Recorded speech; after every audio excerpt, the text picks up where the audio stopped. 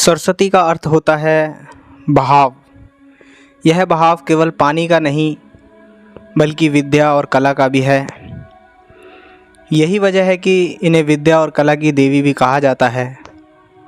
सरस्वती के द्वारा विज्ञान, संगीत और कविताओं की रचना की गई है। ऋग्वेद में सरस्वती को दिव्य नदी भी कहा गया है।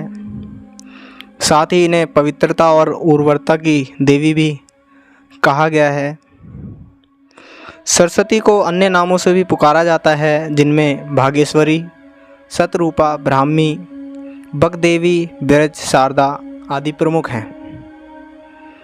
दोस्तों, हिंदू धर्म से जुड़े पौराणिक इतिहास पर नज़र डालें तो कई ऐसी कहानियाँ सुनने को मिल जाएंगी जिनसे अभी तक आमजन वाकिफ़ नहीं हैं।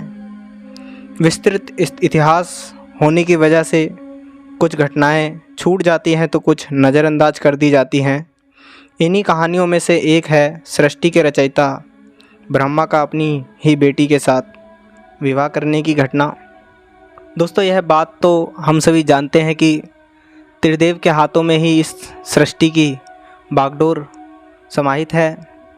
ब्रह्मा के पास सृष्टि की रचना का दायित्व है तो विष्णु के पास संरक्षण का, वहीं देवों के देव कहे जाने वाले महादेव शिव को विनाश का जिम्मा सौंपा गया है।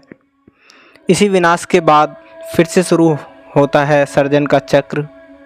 ब्रह्मा का अपनी ही बेटी के साथ विवाह करने की इस घटना का उल्लेख सरस्वती पुराण में वर्णित है। सरस्वती पुराण के अनुसार सृष्टि की रचना करते समय ब्रह्मा ने सीधे अपने वीर्य से सरस्वती को जन्म दिया था। इसलिए ऐसा कहा जाता है कि सरस्वती की कोई माँ नहीं, केवल पिता ब्रह्मा थे। सरस्वती को विद्या की देवी कहा जाता है, लेकिन विद्या की यह देवी बेहद खूबसूरत और आकर्षक थी कि स्वयं ब्रह्मा भी सरस्वती के आकर्षण से खुद को बचाकर नहीं रख पाए और उन्हें अपनी अर्धांगिनी बनाने पर विचार करने लगे। दोस्तों, सरस्वती ने अपनी पिता की इस मनोभावना को भांपकर उनसे बचने के लिए चारों दिशाओं में छिपने का प्रयत्न किया, लेकिन उनका हर प्रयत्न बेकार साबित हुआ। इसलिए विवश होकर उन्हें अपने पिता के साथ विवाह करना पड़ा। ब्रह्मा और सरस्वती करीब 100 वर्षों तक एक जंगल में पति पत्नी की तरह रहे। इन दोनों का एक पुत्र भी हुआ जिसका नाम रखा गया था स्वयंभू मनु। दोस्तों, यदि इसके उलट मत्स्य पुराण के अनुसार ब्रह्मा के 5 सिर थे। कहा जाता है जब ब्रह्मा ने सृष्टि की रचना की तो वह इस समस्त ब्रह्मांड में अकेले थे।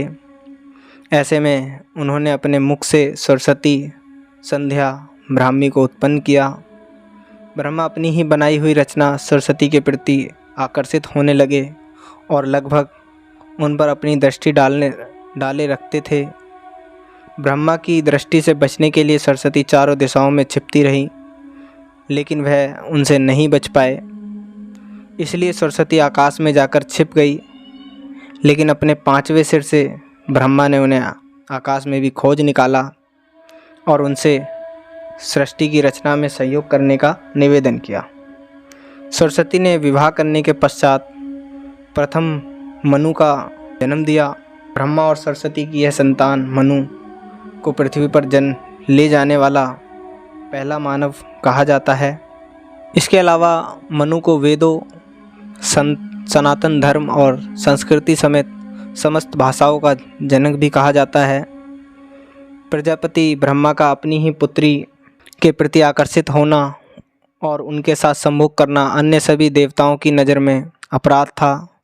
सभी ने मिलकर पापों का सर्वनाश करने वाले शिव से आग्रह किया कि ब्रह्मा ने अपनी पुत्री के यौन आकांक्षाएं रखी, जो कि एक बड़ा महापाप है। ब्रह्मा को उनके किए का फल मिलना चाहिए। क्रोध में आकर शिव ने उनके 5वें सिर को उनके धड़ से अलग कर दिया था। इसी के साथ धन्यवाद दोस्तों।